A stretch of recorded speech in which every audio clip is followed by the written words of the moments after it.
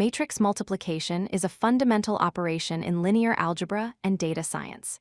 In NumPy, there are three main ways to perform matrix multiplication: the dot function, the @ operator, and the matmul function. Understanding the differences between these methods is crucial for writing efficient and correct code, especially when working with higher dimensional arrays. NumPy provides three distinct approaches for matrix multiplication.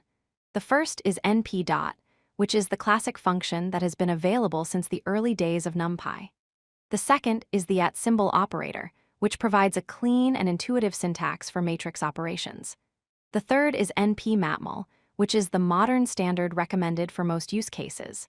While they may seem interchangeable at first, each has specific behaviors that make them suitable for different scenarios.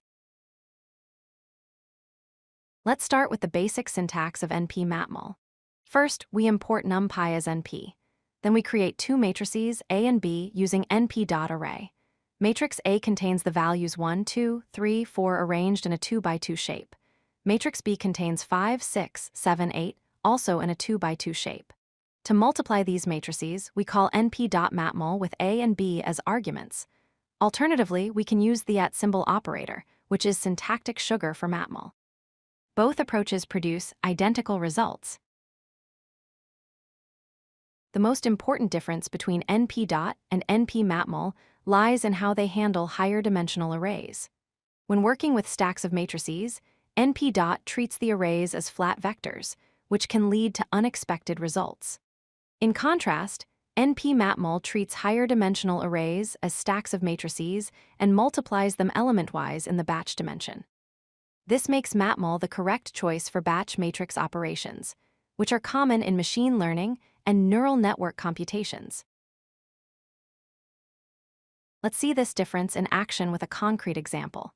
We create two three-dimensional arrays, A and B, each containing three matrices of size 2x2, using np-random-rand.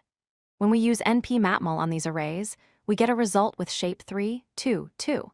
This means matmul correctly multiplies each corresponding pair of matrices in the batch. However, when we use np.dot on the same arrays, we get an unexpected shape of 3, 2, 3, 2.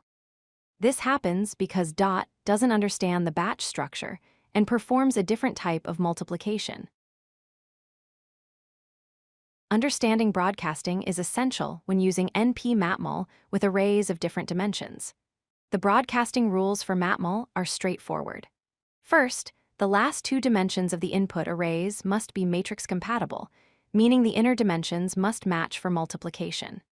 Second, the leading dimensions are broadcast together, allowing you to multiply a batch of matrices with a single matrix. Third, matmul operates on stacks of matrices element-wise, treating the batch dimensions appropriately. Here's a practical example of broadcasting with matmul. We create array A with shape 5, 3, 4, representing 5 matrices of size 3x4. We also create array B with shape 4, 2, which is a single matrix of size 4x2. When we call np.matmul with A and B, the result has shape 5, 3, 2.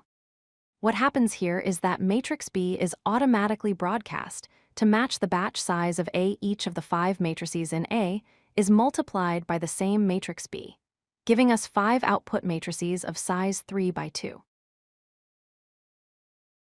The @ operator deserves special attention as it provides the cleanest syntax for matrix multiplication. Introduced in Python 3.5, the @ operator is simply syntactic sugar for np.matmul. This means that using A at B is functionally identical to calling np.matmul with A and B. The @ operator makes code more readable and resembles mathematical notation, which is why it's become the preferred choice for many NumPy users writing matrix operations. So when should you use each method?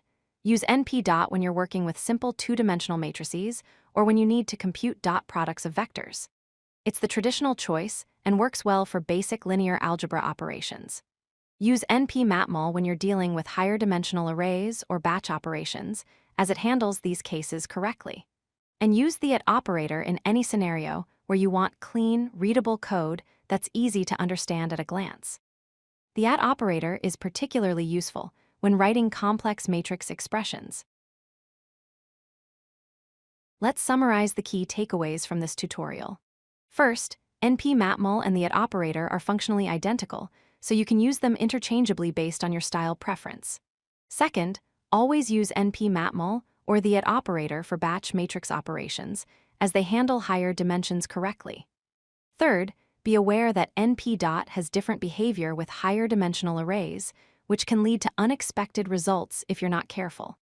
Finally, broadcasting makes batch operations efficient by allowing you to multiply arrays of different shapes without explicitly repeating data. Understanding these concepts will help you write more efficient and correct NumPy code. If you like this video, hit that like button and don't forget to subscribe. Visit codelucky.com for more such useful content.